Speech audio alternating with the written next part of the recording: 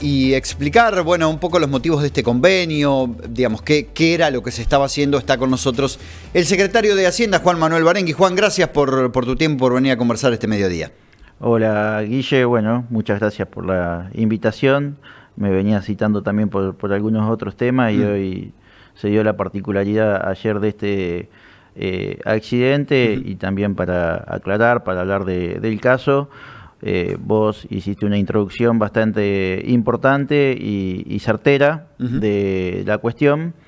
Esto en el año 2024 se acercó la gente de la Universidad del Oeste, que tiene su sede, esa universidad en el distrito de Merlo, y acercaron la propuesta de que lo vienen haciendo en muchos otros municipios también, de que se pudiera subastar las motos o vehículos secuestrados que llevan muchos años.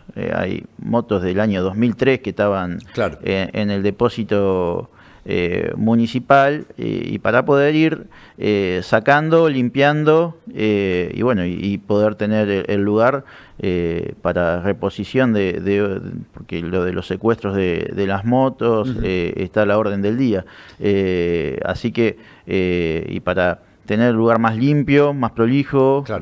Los vecinos en principio ayer estaban contentos con la tarea porque nos decían se van a promover que haya menos roedores, menos ratas, menos ratones en el lugar que conlleva ese acopio de motos en ese depósito. Y bueno, en el día de ayer,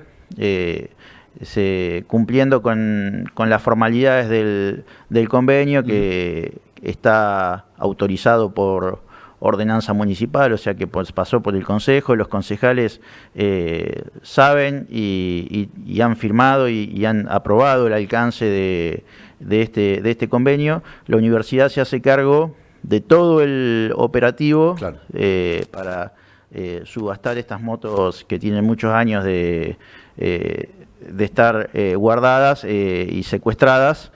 Hacen todo el operativo con la compactación propiamente también. En este caso, ellos contrataron a esta máquina que sufrió el accidente y tiene una pérdida del motor, quedó totalmente roto, digamos, no sirve más el motor de la máquina. Ellos habían contratado, el municipio no realizó ningún tipo de derogación porque el convenio establece que una vez subastado el material, los recursos se reparten en mitades por quien se hace cargo de todo el operativo, que es la universidad, y la otra mitad le vuelve al municipio de Bragado. Y todo esto, como vos bien marcabas, ha sido hecho con todos los procedimientos y con toda la legalidad de la materia, haciendo una constatación de acta de inicio en el día de ayer por escribano público de la labor que se iba a realizar y que va a tener un acta de cierre con el pesaje por balanza pública de todo este material compactado que la gente de la universidad iba a estar llevando para luego poder subastar, ¿no? Bien, Juan, respecto a el lugar elegido, el modo de realización y demás, ¿cumplía con los protocolos? ¿Sobre eso había algo establecido previamente? Ya se había hecho, gente municipal que nos acompaña en la gestión y en la función, ya se había hecho en el año 2018 un operativo similar y en ese momento se había hecho dentro del predio ferroviario que está más a mano, más cerca directamente pegado al galpón. Ayer la gente de trenes instruyó de que no se podía hacer dentro del predio. Bien. Y bueno, fue llevado adelante en la dársena que está, o en la vereda, sobre la calle, que es una calle de tierra, en la Ferroviarios Argentino, con un traslado de los ciclomotores en camión volcador hacia el compactador que allí se ubicaba.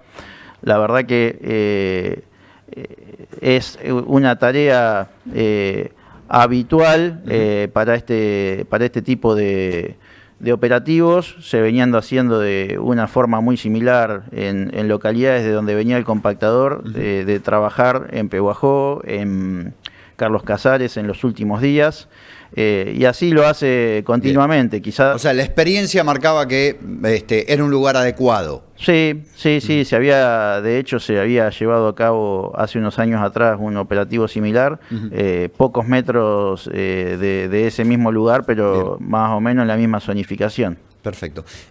Juan Manuel, dejando este tema, quiero hacerte otra consulta de otro tema muy importante para muchas familias que lo están esperando, que tiene que ver con la licitación del completamiento de las viviendas de Cáritas, que sé que es un área que pasa por la Secretaría de Hacienda Municipal. Se hizo en su momento el llamado de licitación y se hizo la apertura de sobres a mitad de este mes. Quería preguntarte en cuánto tiempo se sabrá la adjudicación, el adjudicatario finalmente de las dos ofertas que tengo entendido que hubo en ese proceso, ¿no? Sí, ya está el adjudicatario, ya se ha adjudicado a la oferta más económica y que cumplía con todas las condiciones técnicas y con la experiencia que se requería dentro del pliego.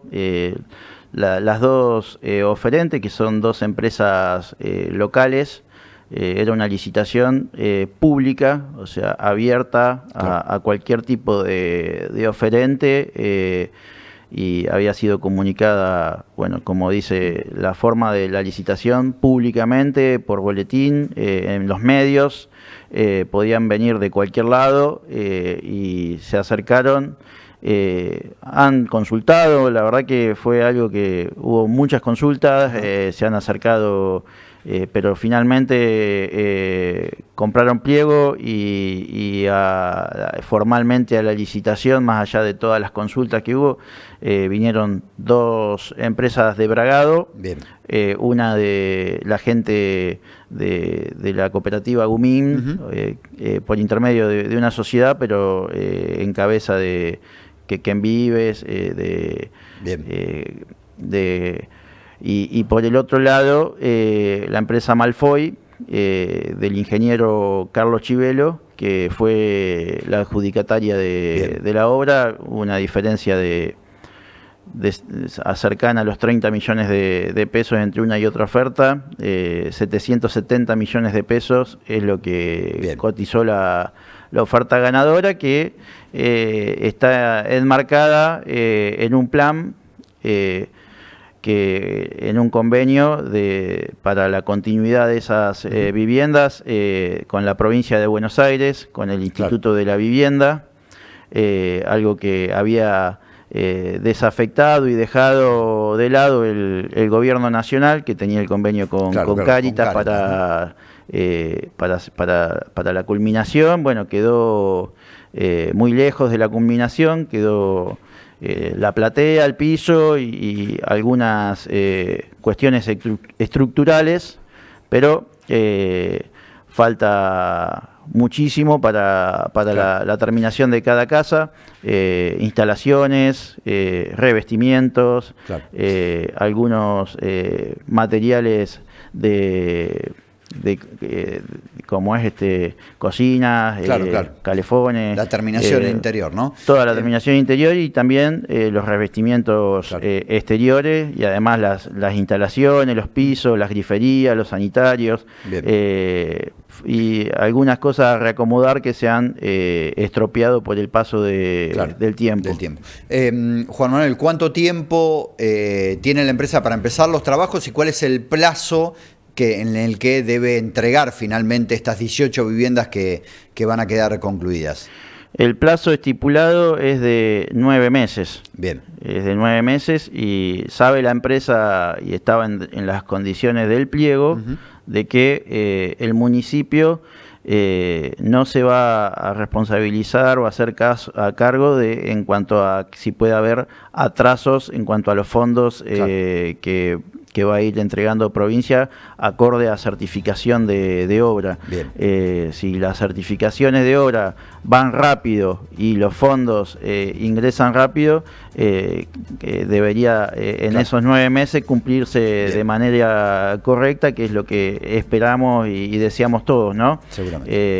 Estaba en el pliego establecido que, bueno, que ante diferencias eventuales o temporales, que, bueno, que no iba a ser el municipio responsable o garante de esa situación, porque, bueno, todos sabemos que los momentos económicos, la situación está muy compleja y no está el municipio en estos tiempos para poder afrontar ese tipo de gastos. Está claro. Juan Manuel, gracias por haber venido a contarlo. Bueno, muchísimas gracias, Guillermo.